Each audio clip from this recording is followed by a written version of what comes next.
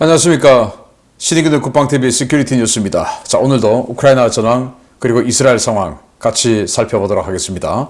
자, 레바논 1차 레바논전, 2차 레바논전 이렇게 두 차례의 전쟁을 이스라엘과 했는데 그 2차 레바논전 이후에 이 헤즈볼라가 본격적으로 이 레바논 남부에 자리를 잡았죠. 그런데 이 레바논 정부가 이 헤즈볼라를 이제 방관하겠다라는 선언을 한 거예요. 드디어 3차 레바논전 이 오픈 직전까지 가버렸는데 이 이스라엘 북부 상황 굉장히 심각해지고 있습니다. 어떤 내용으로 진행되고 있는지 보도록 하겠습니다. 자, 우크라이나 전황 먼저 보겠습니다.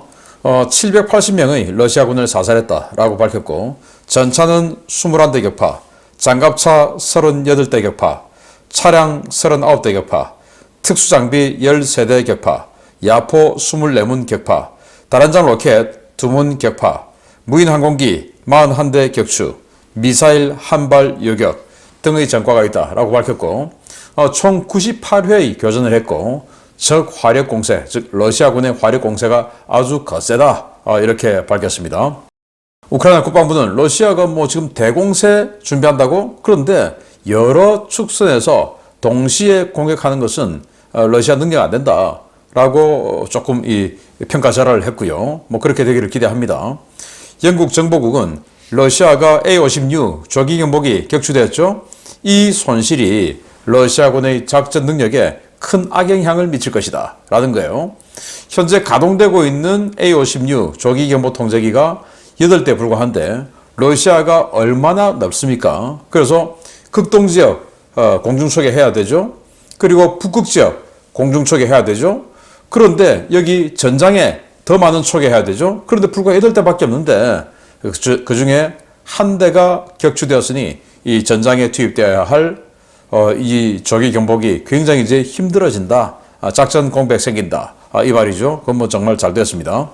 러시아가 국경 지역의 수미 지역에 바로 러시아의 쿠르스크와 마주보고 있는 지역이죠.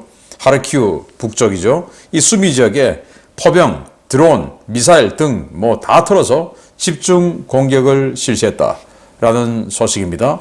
러시아가 수미까지 이제 다시 뭔가 공격을 할 그런 모양을 보이는 건지, 아니면 이렇게 우리가 치고 들어갈 가능성이 있으니까 우크라이나 니들 방어부대 빼서 수미까지 방어부대 펼쳐놔, 이런 방어부대 분산 효과를 강요하는 것인지 아직은 알 수가 없습니다. 우크라이나 외무장관은 미 의회가 결국 우크라이나 지원 예산 승인할 것이다 라고 이야기를 했는데, 자, 다보스 포럼에서 우크라이나 외무장관이 이렇게 발언을 하고 있어요. 그 610억 달러의 지원 예산은 결국 승인될 것이다. 미국이 우크라이나를 원조하지 않으면 미국이 입을 정치적 결과는 파괴적일 것이다. 우리는 이 문제가 관리 가능한 상황이라고 본다. 그래서 610억 달러 공화당에서 승인 안 해줘서 지금 작년 10월부터 계속 지금 집행이 안 되고 있지 않습니까? 그거 결국 승인될 건데 왜냐? 그거 안 해주면 미국의 정치적 결과 파괴적일 것이다. 저는 미국 전체가 입을 정치적 결과가 아니고 바이든 대통령을 지금 협박하는 것이라고 봅니다. 왜냐? 지금 이 우크라이나 검찰 등 여러 곳에서 이 바이든과 그의 아들 헌터 바이든의 과거 이 우크라이나 에너지 기업 브라스마 홀딩스와 이 금전 스캔들이 있죠. 여기에 트럼프 대통령이 전 정부를 대상으로 바이든 그리고 바이든 아들 이거 우크라이나 검찰에서 제대로 좀 조사해 하고 압력을 넣었던 바로 그 사건인데, 만약에 대통령이 트럼프 대통령으로 다시 바뀐다면 이거 어마어마하게 파헤쳐 버리겠죠. 그러니 그거 우리가 폭로하는 거 터지 않으려면 바이든 대통령 빨리 지원하도록 해주세요라고 하는 은근한 압력이 아닌가라고 생각이 됩니다. 그러니까 평소에 죄짓지 말고 살아야 됩니다. 자, 젤렌스키 대통령은 트럼프 대통령에게 이렇게 읍소의 투로 이야기를 합니다. 트럼프 대통령, 푸틴이 멈추지 않으면 그럼 어쩔 거냐? 트럼프 전 대통령이 대통령 복귀하면 나는 바로 그냥 지원 끊어버릴 것이다. 이렇게 공공연하게 지금 선언하고 있죠. 그래서 그전에는 젤렌스키가 트럼프에게 굉장히 좀 날선 이런 비판을 해왔었는데 이제 뭐 아이오와 코커스 이런 거 보니 완전히 그냥 트럼프 대세론에 지금 굳어지고 있지 않습니까? 그러니 이제 푸틴이 멈추지 않으면 어쩔 건데요 하고 이렇게 조금 읍소하는 자세로 좀 바뀌었다라는 걸 느낄 수가 있고, 메드베데프 러시아의 2인자죠. 러시아는 절대 우크라이나에서 떠나지 않을 것이다 라고 또 선언을 하고 있고요. 독일 녹색당입니다. 지금 숄츠 총리의 독일 3인당과 연정을 구성하고 있는 당이죠. 여당 중에 하나입니다. 여기에서 당론으로 우크라이나의 타우러스 미사일을 공유하는 것을 거부하는 당론을 결정했고, 결국 이러한 이유 때문에 이 타우러스 미사일 우크라이나에 제공하는 거 의회에서 부결되어 버렸습니다. 정말 참 안타깝습니다. 자, 이 녹색이다 뭐다 참 정말 녹색 좋은 색깔인데 이런 이야기를 하는 이런 자들이 결국 우리나라에도 환경이다 뭐다 하면서 원전 그냥 생태계 다 부숴버리고 대한민국의 국가 경쟁력을 완전히 내려앉혀버리는 바로 그 자들인데, 이 동서양이 비슷한 것 같습니다. 우크라이나 군사정보국은 KH-101 미사일이죠. 공중발사 순항미사일, 이거 완전히 다른 개량형이 등장했다라고 하는데 이게 바로 미사일 잔해인데 이런 게 달려있다 이거예요. 이런 거. 이게 뭐냐면은 이 미사일이 비행을 하는 상황에서 여기에서 디코이가 퉁퉁 나온다는 겁니다. 조그맣지만, 아주 작죠? 조그맣지만 여기에서 미사일을 느낄 수 있는 그런 전파를 방사하는 뭔가들이 툭툭 튀어나온다는 겁니다. 여기만 해도 지금 12개가 있죠? 그러니 미사일 한 발이 자기가 진행하면서 이거 나는 이쪽으로 진행하면서 여기 미사일이 실제로 있는 것처럼 퉁 계속 튕겨내면서 간다는 거죠. 그러면 적의 여격 레이더가 보기에 여기 미사일이 있어. 이쪽으로 여격 미사일 내보내겠죠. 그러면 자기는 이제 진행을 다른 쪽으로 한다라는 건데, 정말 기술이 더욱더 발전한 것 같고, 그럼에도 불구하고 이렇게 추락하는 것은 중국제 부품이 많이 들어간 것 같다라는 생각이 듭니다. 자, 우크라이나는 프랑켄셈이라고 하는 지대공 미사일, 뭐 이 프랑켄셈이라고 하는 이름은 없죠. 그러나 프랑켄슈타인처럼 여기저기 뜯어붙였다라는 그런 건데, 이 프랑켄셈을 사용해서 첫 번째 방공 전과 확인했는데 샤이드 136 드론 격추했다라는 거예요. 그래서 이제 이게 프랑켄셈인데, 러시아 생산의 부크 지대공 미사일 시스템의 차체, 그리고 레이더, 여기다가 스페로 미사일, 미국제 스페로 미사일이죠. 이거 갖다 붙여서 이 러시아제 부크 미사일의 사격 통제 레이더가 미국제 스페로 미사일을 유도해주게끔 해주거나, 또는 이 스페로 미사일이 아니더라도 사이드와인더 열추적 미사일을 장착을 해서 이 사격 통제 레이더가 러시아제가 사이드와인더가 날아갈 수 있도록 락온을 대신해주는 이런 역할을 하는 것으로 짬뽕을 해서 만들었다 이거예요. 그래서 실제로 처음으로 격추 전과 올렸다 라는 우크라이나 입장에서는 기쁜 소식이에요.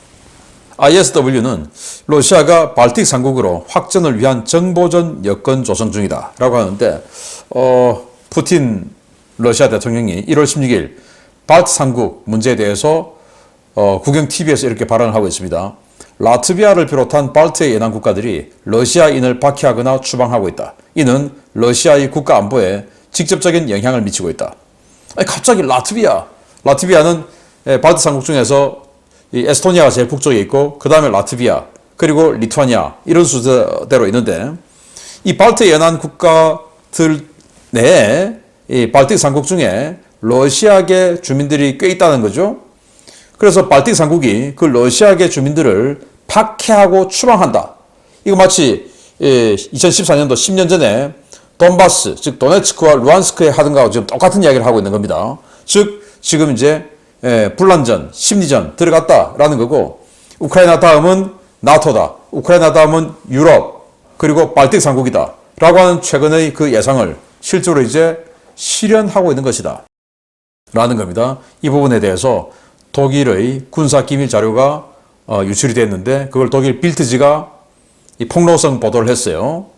러시아가 유럽을 침공한다, 그 시나리오를 이제 폭로를 했는데, 여기에 대해서 제가 이번 일요일 심층 분석 시간을 통해서 여러분들께 자세히 이런 것들과 관련해서 종합해서 알려드리도록 하겠습니다. 정말 우려스러운 이야기이고 러시아 입장에서 보면 굉장히 성공 확률이 높은 그런 시나리오인데 유럽은 정말 이 러시아를 막아낼 능력이 있나? 나토는 있나? 어떤 상황인지 보도록 하겠습니다. 자, 이제 이스라엘 보겠습니다. 자, 역시 어제와 마찬가지로 이 가자 지구가 굉장히 뭔가 상황이 많습니다. 완전히 다시 이 노스 가자 이 지역으로 주민들을 돌아오게 한 이후로 다시 난장판에 들어가 있는 상황으로 됐고요. 그래서 가자 남부 지역에 시가전이 계속되고 있으니까 전사자가 3명이 추가됐다. 전부 현역 일반 병사라고 합니다. 그래서 개전 후 누적 전사자는 528명이 됐고요. 미국 NBC 방송은 미국이 이스라엘을 배제한 가자 전후 통치 계획을 작성 중이다. 그래서 이스라엘 배제하고 사우디아라비아 주도의 가자지구 통치 계획을 작성 중이다. 라는 건데 여기에 대해서 토니 블링컨 미 국무장관이 이스라엘 방문해서 이 사우디와 관계 정상화 조건으로 팔레스타인 인정하라 라고 미국이 제안했는데 이걸 거부했다라는 거예요. 자, 이렇게 1월 9일 날 네타냐후 총리와 블링컨 장관이 만나서 이런 여러 가지 대화를 나눴는데 네타냐후 총리는 여기에 대해서 완전 일축하고 니들 아니더라도 우리는 지금 사우디하고 협력 잘하고 있어 라고 하면서 일축을 했는데 이 자리에서 또 블링컨 장관은 헤즈볼라 공격하지 마라, 확전하지 마 이렇게 또 압박을 했고 네타냐후 총리는 뭐 자신도 확전은 그다지 반기지 않으니까 고려하겠다. 그러나 현재 헤즈볼라가 하는 이 상태라면 우리는 확전 안 할 수 없다. 공격 안 할 수 없다. 이렇게 이야기를 했고요. 자, 이런 그 미국과 네타냐후, 이스라엘의 관계가 아주 그냥 완전히 그냥 반대쪽으로 가고 있는데 이 네타냐후 총리의 지지도가 최근 14%까지 떨어졌다고 해요. 14%면 완전히 그냥 바닥 중에 바닥이죠. 그러다 보니까 미국도 이렇게 네타냐후 총리에게 좀 어떻게 보면은 좀 무리한 이런 요구를 마구마구 던지는 거 아닌가 라고 생각을 합니다. 의원 내각제에서 지지도가 떨어진 총리가 무슨 힘이 있을까? 이제 이거 아니겠나라는 거죠. 자, 할레비 총참모장은 북부 전선을 시찰해서 전면전 가능성이 더 높아졌다라고 현장 지도를 했는데 이 훈련소에 이제 가서 야, 니들 여기 전면전 가능성 높으니까 정말 정신 똑바로 차리고 훈련 잘해라. 뭐 이런 차원이겠죠. 그러면서 이 지역의 폭격, 야, 정말 뭐 어마어마하게 지금 레바논 남부 지역을 여기서부터 여기까지 완전히 광범위하게 폭격을 하고 있는 이스라엘군의 작전 상황을 볼 수가 있고요. 이스라엘군은 가자지구 내 요르단 병원 공습한 적 없다.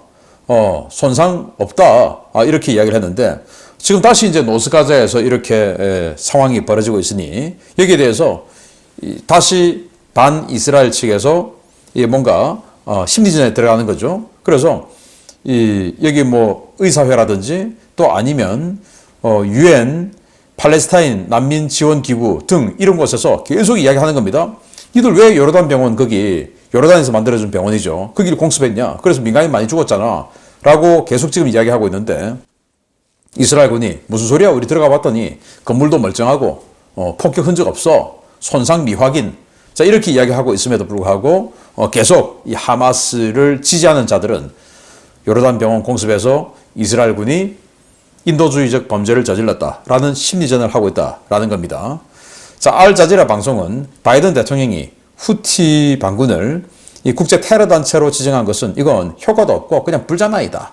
그래서 그냥 후티만 더 자극하고 불쾌하게 만든 그뿐이다. 의미 없는 짓 했다. 이렇게 조롱을 했고요.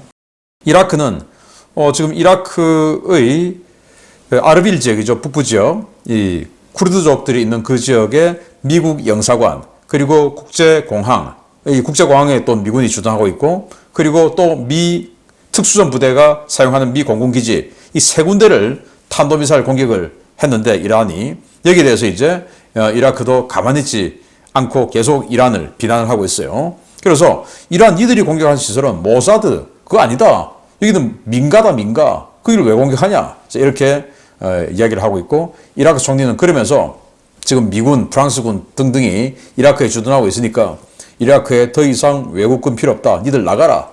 라고 선언을 하고 있습니다. 후티 반군은 미국과 영국의 공격이 계속되지만 우리는 홍해 차단 계속할 것이다. 이렇게 얘기하고 있고, 알마야디는 보도를 했습니다.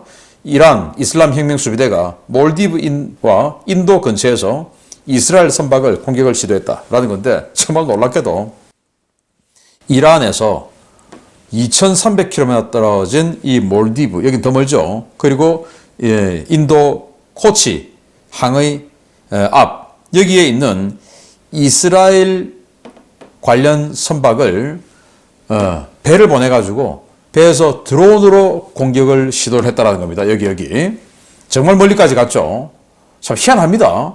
그런데 정말 다행스럽게도 공격은 실패했다라는 건데, 자, 이러다가 인도가 어떤 반응을 보일지 기대되기도 하는데, 자꾸 참으면 안 되죠. 인도도. 파키스탄과 이란, 인도와 이란.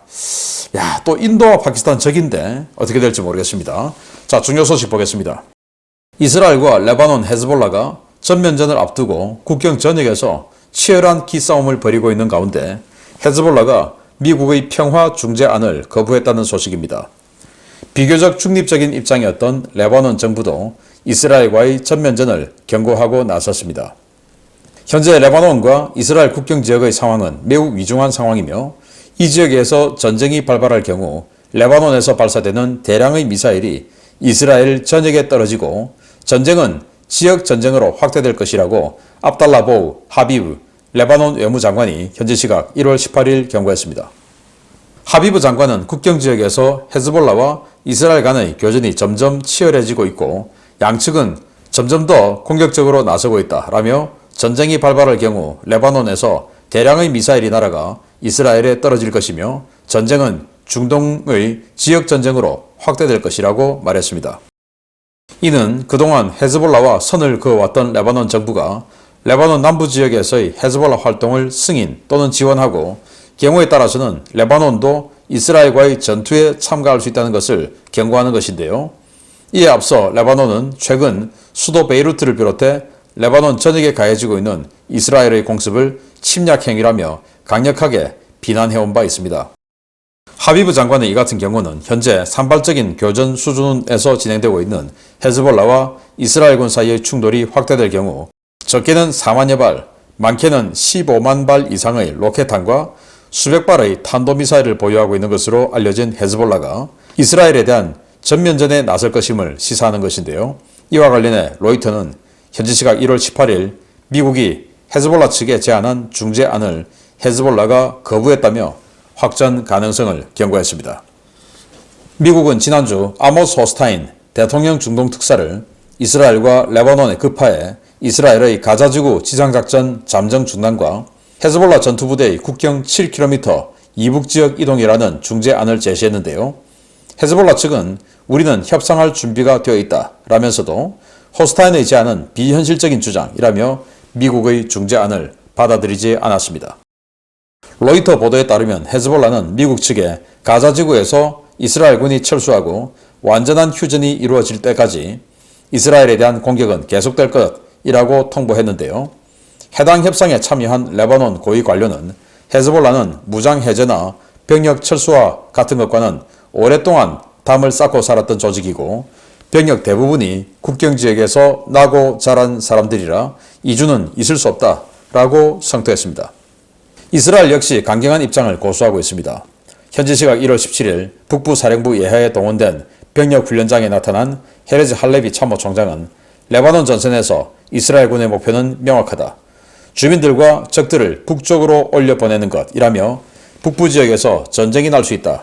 향후 몇 달 안에 전쟁이 발발할 가능성은 과거 어느 때보다 훨씬 높다라고 밝혔습니다. 현재와 같은 강대강 구도가 계속될 경우 제3차 레바논 전쟁 개전과 이를 트리거로 한 대규모 확전은 불가피해 보이는데요. 미국이 아무 영향력도 행사하지 못하고 무기력한 상황에서 과연 이 전면전을 누가 막을 수 있을지 모르겠습니다. 네, 레바논 남부 지역에 이제 진짜로 전쟁이 발발할 것 같습니다. 제가 좀 걱정되는 건 이 지역에 우리 동명부대가 주둔을 하고 있는데 지난주에 동명부대가 교대를 해서 새로운 차수가 지금 레바논에 갔어요. 1월 9일 날 동명부대 29진을 태우고 레바논에 도착한 KC-330 우리 공중급유기 화물 수송기 겸한 공중급유기죠. 갔습니다. 자, 우리 이 동명부대가 주둔하고 있는 지역이 바로 이 지역입니다. 이 지역이고, 유엔이 여기 이 하늘색이 있죠. 이게 이제 강인데, 라타니 강이라는 강인데, 2006년 2차 레바논전을 마치고 휴전을 하면서, 정전을 하면서 이 헤즈볼라를 비롯해서 모든 무장 세력은 이 라타니 강 이북 지역에 주둔할 수 있도록 이렇게 그 결의안을 채택했어요. 그런데도 불구하고 헤즈볼라는 이 남쪽으로 전부 다 들어와 있죠. 자, 그래서 이번 일을 통해서 이스라엘의 목표는 여기에 이제 국경입니다. 이 국경에서 쭉 헤즈볼라를 밀어내서 이 라타니 강, 즉 유엔 안보리 결의안대로 이 라타니 강 이북으로 헤즈볼라를 밀어내는 것이 이스라엘의 목표고, 이제 미국은 그게 힘드니까 그냥 이렇게 7km, 요 선입니다, 지금. 이 7km, 이 선 뒤로 헤즈볼라가 나가라. 이 라타니 강, 이건 뭐, 그 옛날 일이니까 그거 뭐 안 따질게. 여기로 좀 나가라. 왜냐? 7km 해야 대전차 미사일로 공격할 수 없고, 또 소형 로켓이 있습니다. 그 소형 다련장 로켓의 사거리 바뀌고 해서 이 헤즈볼라들이 가장 많이 가지고 있는 게 이제 107mm 소형 다련장 로켓 이런 거니까, 그런 것들이 사거리 뒤로 물러나라. 그러면 이제 큰 중화기 그거로 뭐 하는 건 어쩔 수 없는데, 여기서 소형 무기로 공격하는 거는 이 뒤로 가면 좀 이제 적어질 거 아니냐. 그걸 이제 헤즈볼라는 못 받겠다. 현실성 없다. 안 받는다. 자, 이런 거고, 이스라엘은 니들 안 받아 알았어. 그럼 우린 전쟁할 거야. 이런 거고, 레바논 정부도 난 못 말린다. 뭐 알아서 하든지. 이렇게 돼버린 겁니다. 자, 그래서 이제 이 지역에서 정말로 전쟁이 발발할 가능성이 높아졌는데, 그러면서 레바논 정부에서는, 레바논 정부는 어쩌면 헤즈볼라 편을 들 수도 있다는 그런 분위기를 풍기면서도 헤즈볼라가 최소 4만 발, 많으면 15만 발의 로켓을 가지고 있어. 그리고 수백 발의 탄도미사일을 가지고 있는데, 그게 앞으로 이스라엘로 완전히 그냥 마구마구 날아갈 거야. 그거 감당할 수 있니? 이렇게 협박성 발언까지 한 겁니다. 자, 우리 동명부대 여기 있는데, 동명부대 아무쪼록 전쟁이 발생하면, 우리가 뭐 전쟁 막으려고 간 부대는 아니니까 부대 영내에서 이스라엘 군이 우리 동명부대 주둔지를 공격할 리는 없으니까 부대 영내에서 좀 안전을 도모하고 잘 있어야 되겠습니다.